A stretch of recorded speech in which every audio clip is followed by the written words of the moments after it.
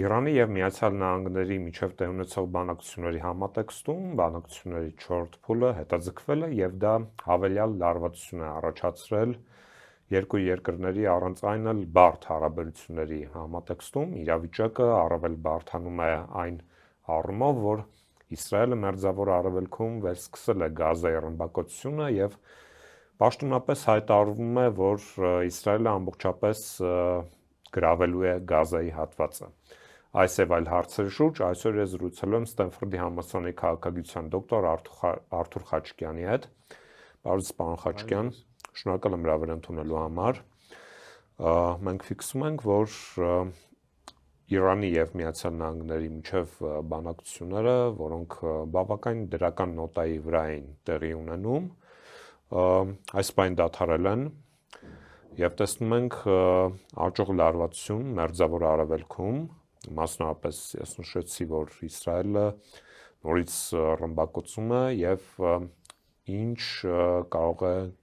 սպասել տեղի ունեցողից։ Դե այս բանակցությունները սկսվում են, կանգնում են, նորից սկսվում են, մի մոռացեք, որ դուք հիշում եք շատ լավ, որ եղել է JCPOA, կարծեմ կոչվում էր այդ պայմանագիրը, որը կնքվել էր մոտ 10 տարի առաջ, բայց հետո Իսրայելի ճնշման տակ Միացյալ Նահանգները դուրս եկան այդ պայմանագրից եւ վերսկսեցին կիրառել սանկցիաները։ Սա Տրամպի ոճն է։ Նա բոլոր բանակցություններում նույն բանն է անում։ Սկզբից ասում է, որ մենք բանակցեմ, հետո սկսում է ճնշում գործադրել, օրինակ տեսեք տարիֆային, տեսակ ինչ տարիֆային պայմաններ է առաջարկում Չինաստանին, Ճապոնիային, Կանադային, ասում է դուք դառնալու եք մեր պետության մաս, այսինքն նա շատ իմպուլսիվ է եւ շատ կոշտ ոճ ունի բանակցությունների։ Նա վախեցնում է bullying, հա անգլերեն, վախեցնում է ուժը գործածում, հետո հետ է քաշվում, փորձում ինչ-որ բան որոշել։ Ուկրաինայի հարցում էլ տեսեք, ոչ մի բան չստացվեց առայժմ։ Իրանում այո, նա իհարկե ճնշելու է Իրանը, որ նա ընդունի Իսրայելի պայմանները, այսինքն լիովին ոչնչացնի իր միջուկային ծրագիրը։ Եթե նա դա չանի, Իսրայելը կսկսի ռմբակոծել Իրանը, առնվազն, իսկ Միացյալ Նահանգները կապահովի Իսրայելի պաշտպանությունը հակահարվածից։ Իմ կարծիքով այդպես է լինելու։ Այո, մենք տեսնում ենք, որ ՄԱԿ-ի կողմից ճանաչված պետություն լինելը ոչ մի բանով դες չի պաշտպանում, բաց Իսրայելը ասում է, որ Գազան պետք է մի մասը կամ շուտով ամբողջ Գազան պետք է դառնա մնա Իսրայելի վերահսկողության տակ, պաղեստինցիներին էլի հանում են հարավային Գազա, տեղահանում են,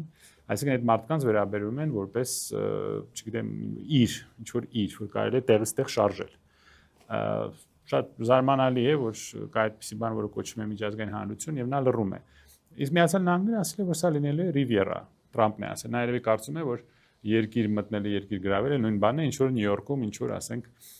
ունեցվածք գնել, կարծում իր համար նույն բանն է դա։ Կարծում եմ, որ հնարավորությունը բարձր է, որ հարձակումը կարող է սկսվել, եթե Իրանը հրաժարվի այս պայմանագրից, բայց Իրանն էլ իր խաղն է խաղում, նա փորձում է գործը չհասցնել պատերազմի, բայց մաքսիմալ պաշտպանել իր շահերը։ Բայց Իրանում էլ արդեն զարթնում են այն ուժերը, ովքեր ուզում են, որ Իրանը ի վերջո ձեռք բերի միջուկային զենքը, որտեղ հենց որ դուք անցնում եք այդ գիծը եւ դառնում եք միջուկային պետություն, բոլորովին ուրիշ լեզվով են ձեր հետ խոսում։ Մեզ համար վտանգային է, որ դրանից հետո ուրիշ պետությունները կցանկանան միջուկային զենք ունենալ, Թուրքիան առաջինը կամ երկրորդը, եւ սա շատ վտանգավոր է ռեգիոնի համար։ Տեսեք, 2022 թվականի հոկտեմբերի 7-ից ըստ էության սկսվեց պատերազմը Մերձավոր Արևելքում, արդեն 25 թվականն է,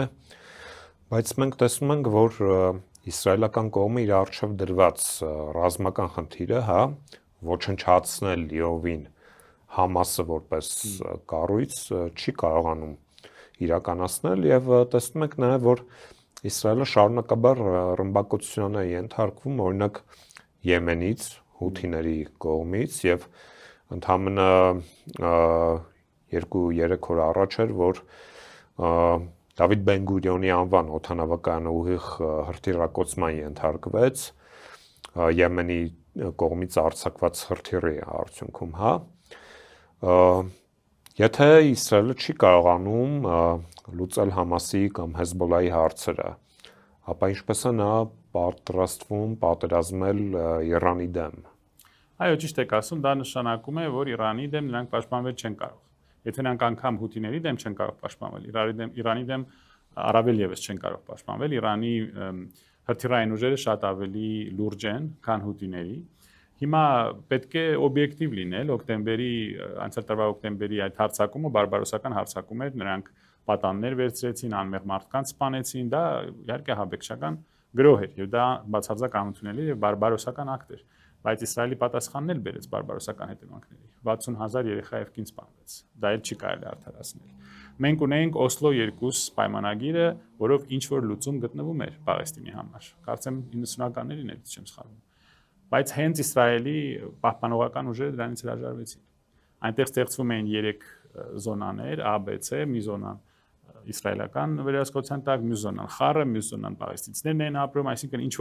ինչ որ լուծում գտնվում էր, ինչ որ ինքնավարություն տրվում էր Պաղեստինին, ինչ որ առաջընթաց կար, բայց դրանից էլ հրաժարվեցին։ Սա այս կոնֆլիկտը 47 թվից տևում է, սա փաստորեն ամենաարյունալի եւ ամենաերկար հակամարտությունն է, այո։ Այնպիսի տպավորություն է, որ տեսեք դուք նշեցիք 60,000 խաղ բնակիչ, կանայք, երեխաներ, այնպիսի տպավորություն է, որ աշխարհը այլևս սկսել է մարսել այդպիսի իրադարձությունները եւ կարծես թե դրա հիմքը դրվեց, երբ որ աշխարհը մարսեց Արցախի ցեղասպանությունը եւ էթնիկ զտումը։ Դրան հաջորդեց արդեն Գազան, հետո արդեն Սիրիայում ալավիների կոտորածը եւ կարծես թե մենք գտնում ենք այնպիսի շրջափուլում, որտեղ միջազգային կոնվենցիաները այլևս չեն գործում։ Դուք շատ լավ հարց եք բարձրացնում, բայց դա միշտ էլ այդպես էր։ Դրանից առաջ մենք ունենք Սուդանը, մենք ունենք Դարֆուրի ցեղասպանությունը, դրանից առաջ մենք ունենք Ռուանդայի ցեղասպանությունը 94 թվականի 800,000 մարդ սպանվեց ամբողջ աշխարհում։ ՄԱԿ-ի խաղապահների դիմաց։ Խաղապահների դիմաց, որոնք շատ քիչ էին, չեն կարող դա կանգնեցնել, բայց Ֆրանսիան եւ Միացյալ Նահանգները մի օրում դա կարող են կանգնեցնել։ Մի օրում, եթե իրենց ուժերը ուղարկեն այնտեղ, բայց դա չարեցին։ Ուկրաինայում տեսեք ինչ արեցին, այնտեղ ինչ արեցին։ Միշտ աշխարհում տիրել է ուժը, միջազգային նորմերը, միջազգային այսպես կոչված համայնքը դա միայն գոյություն ունի, երբ որ դա ինչ-որ շահերին պատասխանում է, համապատասխանում է։ Դրանից առաջ Աֆղանիստանը ունեինք, սովետական ներխուժումը Աֆղանիստանը, էլի բարբարոսական գործողություններ էին, Վիետնամի պատերազմը, Իրաքը, Լիբիան, Աֆղանիստանը, որը ասենք։ Մենակ Վիետնամում 1.5-ից 3 միլիոն վիետնամացի մահացավ եւ 60,000 երիտասարդ ամերիկացի։ Իսկ հետո պարզվեց, որ դա ոչ մեկին պետք չէր եւ անհրաժեշտ չէր այդ պատերազմը, ինչպես ասեց հենց Միացյալ Նահանգների պրեզիդենտը։ Այսինքն որտեղ էլ նայեք, միջազգային հարաբերությունները չեն փոխվում։ Սա ուժի, բռի ուժի եւ խաբեության խաղ է, որի մեջ պետք չի մտնել, եթե դուք միամիտ եք եւ թույլ եք։ Ցավոք սրտի։ Իսկ մենք այդ սովորությունը ունենք հավատալու, որ կա միջազգային օրենք, միջազգային հանրություն եւ Սա փլուզող աշխարհակարգ է հիմա։ Սա փլուզված աշխարհ է, այսինքն ինչ որ շրջաններ են լինում, երբ մարդիկ հույս են ունենում, որ կլինի աշխարհակարգ, կլինի խաղաղություն, միջազգային օրենք, Պոզդամից հետո գոնե։ Այո, Պոզդամից հետո Պոզդամի արդյունքում։ Այո, մենք ունենք սառը պատերազմ, որտեղ գոնե ստրատեգիական իմաստով մեծ պետությունների միջև ուղղակիորեն պատերազմ չկար, բայց պերիֆերիայում կար, օրինակ տարբեր ռեգիոններում, Վիետնամ, Կորեա, Աֆղանիստան, այո, պրոքսի պատերազմներ կային, բայց հետո մենք ունենք հակառակն է։ Հա։ Հիմա մենք ունենք 90-ականների նոր աշխարհակարգը, որը մի քանի տարի գործեց եւ հետո ՆԱՏՕ-ն ընդլայնվեց, դա էլ փլուզվեց։ Մենք հիմա, եթե մենք գնանք ինչ-որ նոր աշխարհակարգի, որտեղ Ռուսաստանը, Միացյալ Նահանգները եւ Չինաստանը եւ գուցե ապագայում Հնդկաստանը, Եվրոպան կարողանան որպես գերտերություններ միմյանց հետ ինչ-որ համաձայնության գալ, դա մեզ կտա կայունություն եւ խաղաղություն, բայց մենք կհասնենք դրան։ Չգիտեմ։ Որ կարծես թե դեռևս չի երևում։ Չի երևում, դե հույս կար, որովհետեւ Թրամփը, հիշում եք, ասեց 24 ժամ կանգնեցնեն պատերազմ Ուկրաինայում, դա մի քիչ շոումեն է իհարկե։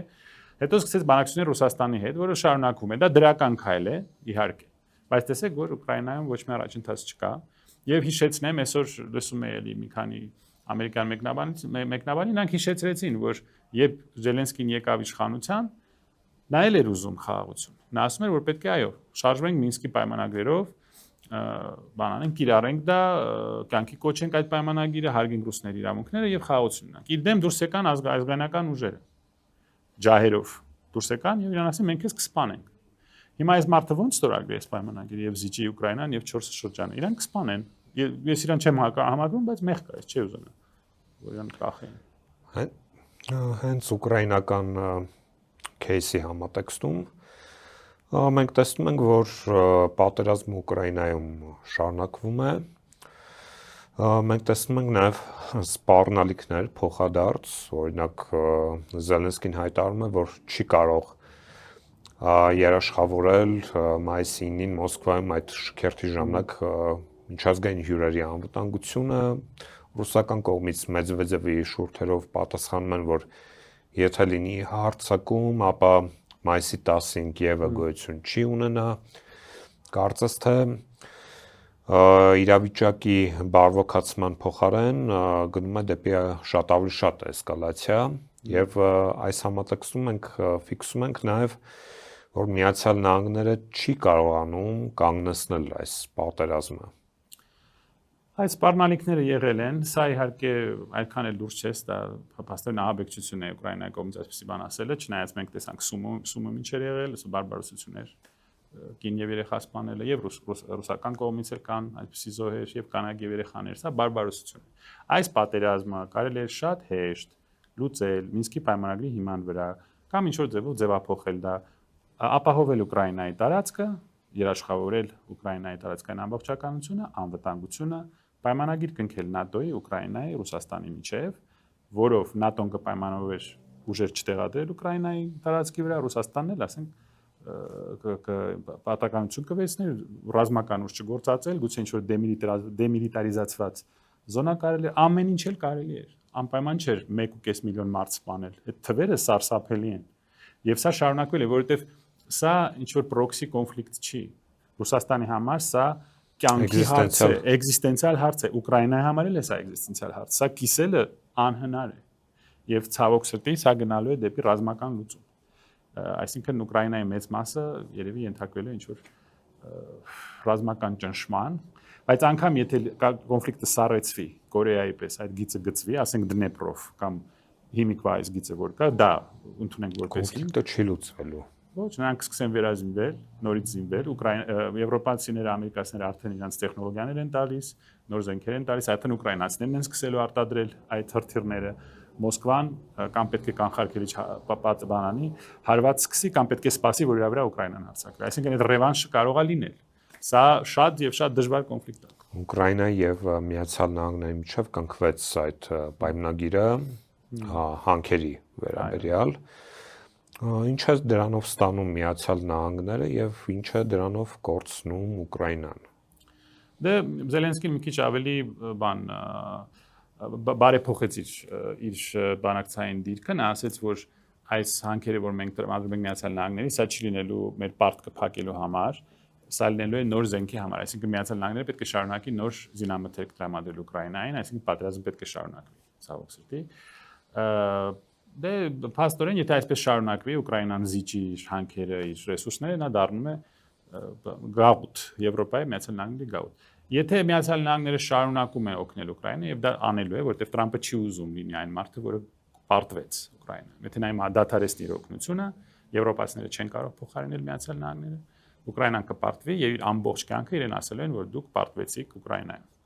Դուք արեցիք սա։ Այսինքն նա դա չի անի։ Եվ դա եթե նա շարունակում է Ուկրաինան օգնել, նշանակում է պատերազմը շարունակվում է, ամեն շաբաթ 2000 մարդ համերում այդ պատերազմը, մենակ մի կողմից, ըստ որոշ տեղեր։ Իհարկե այդ թվերը գաղտնի են, ոչ ոք չի ասում ճշմարտությունը, բայց որոշ աղբյուրներից։ Այսինքն սա շարունակվել է մինչև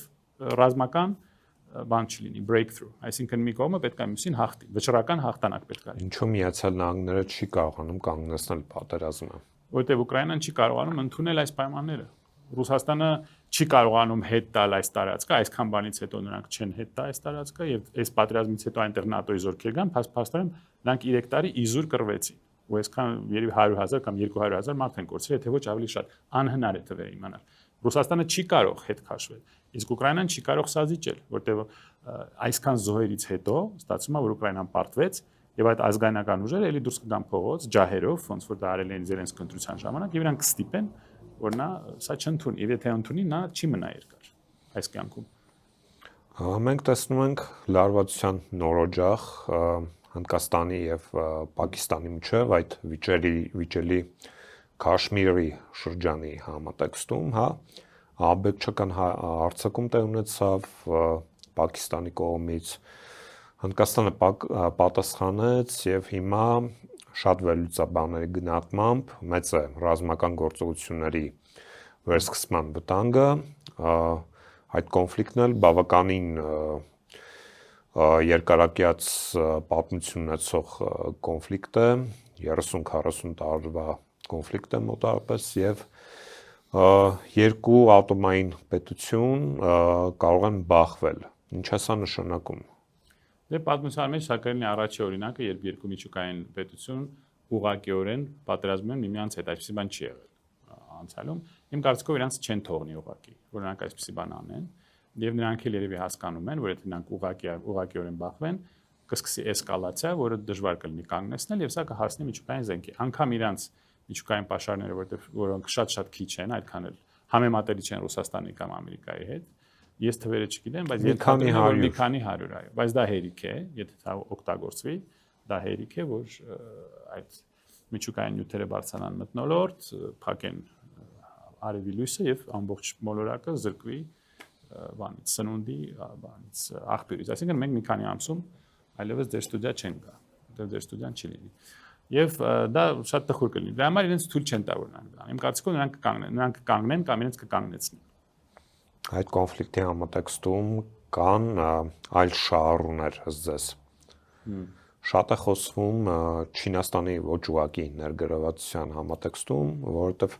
Չինաստանը խնդիր ունի թույլաtsնել հնդկական ազդեցությունը։ Դե Չինաստանը ու Հնդկաստանը ցավոք սրտի ավանդական հակառակորդներ են այս ռեգիոնում եւ իրանց մեջ էլ կան ռազմական բախումներ եւ չլուծված հարցեր, Պամիրում որոշ բաներ հարցեր կան էլի տարածքային։ Այո, հնարավոր է։ Ես այդքան չեմ հետևել, բայց իհարկե Չինաստանի շահերից բխում է, որ Հնդկաստանը թուլանա, Պակիստանն եւ Չինաստանը այդ առումով դաշնակիցներ են։ Իսկ մեզ համար հետաքրքիր է, որ Պակիստանը, Թուրքիան եւ Ադրբեջանը շատ լավ հարաբերություններ ունեն։ Մենք փորձում ենք Հնդկաստանի հետ հարաբերություններ ստեղծել, այսինքն այդ կոնֆլիկտը հասնում է նաեւ մեզ։ Մենք շատ փոքրիկ ենք, մենք որևէ բան չենք կարող փոխել այստեղ, բայց Հնդկաստանի հետ հարաբերությունները զարգացնելով մենք փաստորեն ցույց ենք տալիս, թե մենք ում կողմից ենք։ Իսկ մեր այստեղի դաշինքը, որի մասին մենք պետք է մտածենք, դա Իսրայել, Թուրքիա, Ադրբեջան, Միացյալ Նահանգները, որին մեկ միանում է Պակիստանը։ Պակիստանը նաև հանդիսանում է Ադրբեջանի զենքի մատակարարներից մեկը։ Այո, եւ ուրիշ երկրներ, եվրոպական երկրներ, ներառյալ Սերբիան, Իտալիան, Բուլղարիան, իրանց զինամթերք են տալիս, Ռուսաստանը։ Ես ասում են, որ մեզ զենք չեն տալիս, որովհետեւ մենք ռուսների դաշնակիցն ենք։ Ադրբեջանը հիմա պաշտոնապես համարվում է Ռուսաստանի դաշնակից եւ շատ լավ է զենք տալիս ուրիշ երկրներից։ Պարոն Խաչիկյան, վերջերս Ադրբեջանի նախագահ Իլհամ Ալիևը այցելեց Չինաստան պաշտոնական այցով եւ տեսեք բավականին հետաքրքիր զարգացումներ են արկա, շատ փորձագետների գնահատմամբ Չինաստանը, որը փնտրում է այլընտրանքային ճանապարհներ իր շուկան հասցնելու համար, հանդիսանում է այսպես կոչված Զանգեզուրյան միջանցքի շահառուներից մեկը։ Ինչ կասեք այս մասով։ Դե իհարկե, դա նա շատ խելացի է գործում։ Ես հասկանում եմ, որ նա մեր թշնամին է, բայց մեզանից շատ ավելի խելացի է։ Նա գիտի ում կարելի է շահագրգռել։ Նա Չինաստանը ուզում է շահագրգռել, որ այստեղ այդ կորիդորի հարցը լուծվի իշահ Ադրբեջանի, Չինաստանը լոկնի իրենց, որ գազը եւ նավթը այս ռեգիոնով հասնի Չինաստանին։ Չնայած այդ ուղղությամբ նա դրա կարիքը չունի, նա դեպի Եվրոպա պետք է դա հանի, դեպի Եվրոպա եւ Միացյալ Նահանգներ։ Այսինքն մարդը զբաղվում է դիվանագիտությամբ։ Եթե մենք խելք ունենայինք, մենք էլ կանեինք։ Մենք հիմա Հնդկաստանի հետ կապեր կզարգացնեինք, Չինաստանի հետ, ես չգիտեմ մենք ինչու այսպեսի թույլ կապեր ունենք Չինաստանի հետ, Իրանի հետ, արաբական երկրների հետ, Ռուսաստանի հետ կվերականգնենք մեր կապերը, Տրամպի ադմինիստրացիայում մարդ կունենայինք, ոչ թե մարդիկ, ովքեր չգիտեն դիվանագիտությունը ինչ է։ Տրամպի ադմինիստրացիայում քրիստոնյաները ավելի պրոադրբեջանական են, քան պրոհայկական։ Այսինքն քրիստոնյաների մեջ էլի Ադրբեջանը հաղթեց։ Ամեն հարցում նրանք մեզանից ավելի խելոք են։ Ինչ ասեմ։ Պարոն Խաչիկյան, եւ անդրադառնանք նաեւ մեր տարածաշրջանին։ Տեսնում ենք, որ ադրբեջանական կողմը շարունակաբար նոր պահանջներ դնում մեր առջև, 300,000 այսպես ասած ադրբեջանցիների վերադարձ, սահմանադրության փոփոխություն, ինչ կասեք այս մասով եւ ինչպիսի մարտահրավերների առջև ենք մենք հիմա կանգնած։ Ես էլ չգիտեմ ինչ ասեմ, որտեղ ամեն ինչ արդեն ասել ենք շատ անգամ, եւ դա ոչինչ չի փոխում, ոչ մեր այսպես կոչված կառավարության գործողություններում, ոչ էլ մեր այսպես կոչված ընդդիմությունը, ոչ մեկը, ոչ մյուսը ոչինչ չի փոխում։ Եթե 300,000 ադրբեջանցի է գալի Հայաստան, մեր միջին գյուղը ինչ բնակչություն ունի։ 10,000-ը շատ է, 5,000 կա, 5,000։ Եթե 5,000 է, այսինքն 60 գյուղ պետք է ազատվի Հայաստանում։ Կամ նրանք 60 նոր գյուղ պետք է կառուցեն։ Եկեք կոնկրետ խոսանք, եթե մինչև օրս այս խումբը ամեն ինչ արել է իրանց ուզածով, ներառյալ ցեղասպանության մասին sense խոսելը, որ դուք պետք է ձեզ լավ բայեք, դա չեմ ուզում դա մասին խոսել, զինանշան փոխելը, սահմանադրություն փոխելը, որը նշանակում է դուք վասալ եք դառնում, դուք անկախ պետություն չեք, եթե դուք այսպիսի պահանջներ կատարում եք։ Ամեն ինչ որ նրանք ասեցին, սրանք արեցին։ Դուք ինչ որ հիմք ունեք կարծելու, որ էս էլ չեն անի։ Իսկ եթե էս անեն, հիմիկվանից եկեք որոշենք, որ գյուղերն են դատարկվելու, որտեղ դա նշանակում է, ասենք 30-ից 60 գյուղ պետքա դատարկվի։ Սյունիքում եւ ամբողջ Հայաստանում։ Հիմիկվանից գնացեք տեսեք ով է իրանց քվե տվել, այդ ասֆալտը գթեք, ասեք շատ լավն է, ասֆալտը շատ հիանալի է։ Ձեր գյուղը դատարկվելու է, որտեղ ստեղ գալու է 10,000 ադրբեջանցի կամ 5,000 ադրբեջանցի։ Այդ մարդկանց բացատրեք, թող հասկանան։ Ես էլ ինչ ասեմ։ Դուք վերջերս բավականին հետաքրքիր հետազոտություն եք հրապարակել այն բանի մասին, որ ինչքան գումարներ են ստացել նախկինում, հա, Հայաստանում արկա այսպես ասած արևմտյան կազմակերպությունները հասարակական, որոնք ըստ էության ծառայեցվել են ոչ թե Հանուն Հայաստանի Հանրապետության շահերի, հա, այլ օգտագործվել են հենց պետականության դեմ, կխնդրեի ավելի մանրամասն խոսել դրա մասին։ Այո, դե մենք դա գիտենք, բոլորները դա գիտեն, մենք ուղղակի չենք պատկերացնում ծավալը եւ թվերը։ Վերջերս ես բոլոր թվերը իմ Facebook-յան էջի վրա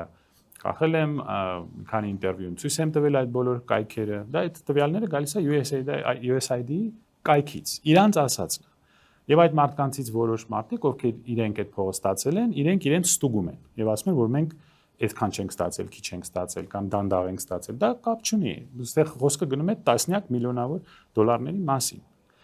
Վերջի գումարը $250 միլիոն էր, որից $120 միլիոն եկել է Հայաստան։ Հիմա արևմուտքից պետք է սովորել, այո, պետք է։ Արևմուտքը հիանալի բաներ ունի, որ մենք պետք է սովորենք։ Օրինակ մարդուն չծեծել կամերաների դեմ, հրի կանանց չսպանել փողոցում, մարդկու երեսին չթքել ձեռները ոլորելով, խաղաղ ցուցարարների վրա ռումբ չգցել, այդպիսի բան արևմուտքում չեն անում։ Կամ մարդ ծեծել, ասել մենք անում ենք սա, որպեսզի պաշտպանենք մեր ինքնիշխանությունը։ Այդպիսի բան ասելու համար ձեզ կհանեին։ Ընդհանրապես այդ բոլոր մարդկանց ձերբակալ էին միացել նրանք։ Այսինքն հատկանշական է, որ այդ ծեծողները արևմուտքի իբրև թե եվրոպական արժեքների կողմնակից էին։ Եվրոպայում դուք տես բան անեք, դուք նույն օրը բանտարկվելու եք, նույն օրը, եւ դուք էլ երբևիցե որևէ քաղաքական կարիերա չեք ունենա, դա փակվի ձեզ համար։ Անկամ, այսինքն մենք արևմուտքից շատ սովորելու բան ունենք, եւ ես տարիներով ուզում եի դա անել, բայց մենք դա չենք անում։ Մենք այդ փողը մի մասը այդ փողի, չեմ ասում, որ բոլորն է ված նպատակների վրա գնում, բայց մի մասը գնում է քարոզչության համար, քարոզչություն։ $17 միլիոն, $20 միլիոն ստեղ, ընդեղ, եւ ցուցակներ կան այն մեդիահարթակների, մոտ 50-ից 60 մեդիահարթակ այդ փողը ստացել է։ Դուք արտասահմանից Ամերիկայից որ փող ստանաք, իմիջիալից ոչ միայն Ամերիկայից, Եվրոպայից էլ են ստացել շատ միլիոններ, որ ես էլ դեռ չեմ հաշվել։ Դուք այդ փողը ստանում եք եւ իրենց քաղաքական գիծն է, որ Հայաստանը պետք է Ռուսաստանին դուրս հանի այս ռեգիոնից։ Դուք ինչ եք կարծում, ոնց եք օգտագործել այդ փողը։ Պարզ է, չէ՞։ Մոտ 368 լրագրող տրեյնինգ է անցել։ 50 մեդիահարթակ դաստած, այսինքն մեզ գրավել են, մեզ արտաքին ուժերը փողով գրավել են, որտեղ երբ որ դուք գնում եք ինչ որ երկրի ԶԼՄ-ները, դուք փաստորեն սկսում եք ազդել եւ ղեկավարել այս հասարակության խելքի հետ խաղալ, կոպիտ ասած, մեր հասարակական կարծիքը եւ քաղաքական որոշումները դուք սկսում եք վերահսկել։ Իսկ դա ինչ է։ Մեզ սովորացնել, որ մեր ճշնամին Ռուսաստանն է եւ մեր ճշնամին Ղարաբաղի ժողովուրդն է։ Այսինքն մենք 30 տարի պայքարեցինք այս ժողովրդի համար, բարձրացման նրանք մեզ պետք չէին։ Եվ Ռուսաստանն մեր ճշնամին է։ Իսկ Թուրքիան, որը 5000 հայ տղասպանեց, նա մեր ընկերն է։ Ու այդ փողը այսենց նասոսով բերում են Հայաստան եւ մեր ժողովրդի գլուխը լվանում են ամեն օր։ Ու դուք այդ մարդկանց գիտեք, այդ մարդկանց որ դու նայում ես եւ դու նոր ես Եվրոպայում եղել գալիս ես այդտեղ, այդ մարդիկ եւ Եվրոպան որևէ ընդհանուր բան չունեն։ Եվրոպայից փող վերցնելը մի բան է, եվրոպական արժեքները հասկանալը մի ուրիշ բան է։ Դուք եվրոպական արժեքների հետ ոչ մի ընդհանուր բան չունեք։ Իդեպ, քանի որ խոսք գնաց այդ վերջին միջադեպի մասին, փաստացի մենք կարող ենք ֆիքսել, որ այս ռեժիմի օրոք իրավիճակը այնպեսին ասավ, որ կարող են ընդդիմադիր բլոգերին կամ քաակտիվիստին ծեծի ենթարկել տեսախցիկների առջև եւ որևէ պատասխանատվություն չկրել։ Ինչի մասն է սա խոսում, հա, որ ինչպիսի տրանսֆորմացիա ապրում այս վարչակարգը կամ ռեժիմը։ Մենք դարել ենք խուլիգանապետություն կամ լակոտապետություն։ Սա չկայացած պետություն է, սա պետություն չի։ Պետության մեջ չի կարող sense բան լինել։ Ես չեմ եղել այստեղ երկրորդ նախագահի ժամանակ, բայց որոշ տարիներ երրորդ նախագահի ժամանակ եղել եմ։ Ես sense բան չեմ հիշում։ Երրորդ նախագահի ժամանակ մարդ ծեծել են տեսախցիկների դեմ։ Այսպես բան չի եղել։ Ամեն ինչ իրենց ներվում է։ Ինչ որ եղել է նախկինում, լավ հիշում են։ Դա արդեն լեգենդ է դարել, մտել է գրքերում արդեն դա կա։ Սա ներվում է։ Հղի կնոջը սպանել ու անգամ չկանգնել։ Եթե համար մեկը չէր ուզում կանգնել, այդքան զբաղված էր, իա էսկորտից մեկը չկար, կանգներ օգներ։ Այսպիսի բան անհնար է պատկերացնել, սա որևէ կապ չունի արևմուտքի հետ։ Մենք իսկապես պետք է լավ հարաբերություններ ունենանք արևմուտքի հետ, պետք է արևմուտքից շատ սովորենք, քաղաքական կրթություն սովորենք։ Գիտեք ինչ պետք է սովորենք, եւ Անգլիան, եւ Ֆրանսիան, եւ Ամերիկան ունեն շատ խիստ օրենքներ արտաքին ազդեցության գործակալների մասին։ Եթե դուք փող եք ստանում արտասահմանից, կարգադրություններ եք ստանում ինչ որ արտաքին ուժերից, կատարում եք իրենց կամքը, այստեղ սկսում եք տեղեկություն տարածել իշա արտաքին ուժերի, դուք պետքա գրանցվեք որպես արտաքին ուժերի գործակալ։ Եթե դուք դա չեք անում, Ամերիկայում դուք նստում եք մինչև 5 տարի եւ մուծում եք $250,000։ Բրիտանիայում դուք նստում եք 2-ից 5 տարի, Ֆրանսիայում 3 տարի եւ մուծում եք €45,000։ Շատ խիստ պատիժ է դա եւ համարում է դա քրեական հանցագործություն։ Եթե դուք ռեգիստրացիա չանցնեք, բայց մենք ստեղ ստանում ենք $3.3 միլիարդ 91 թվականից 92-ից, որի մի մասը մենք ստանում ենք քաղաքական կյանքի վրա ազդելու համար եւ ոչ ոք չի գրանցվում։ Այսինքն այս մարդիկ, եթե ապրեն Ամերիկայում կամ Ֆրանսիայում, ման նստած կլինեն։ Դուք հասկանում եք։ Իրանք իրանցը պաշտպանում են, բայց մեզ դարձնում են գաղութ եւ մեզ դրսից ղեկավարում են։ Շնորհակալ եմ հետաքրքիր զրույցի համար։ Իմ հյուրն էր Ստենֆորդի համալսարանի քաղաքագիտության դոկտոր Արթուր Խաչկյանը, ձեզ հետ էր Դավիթ Ֆիդանյանը, բաժանորդագրվեք Antifake YouTube-յան ալիքին, կհանդիպենք։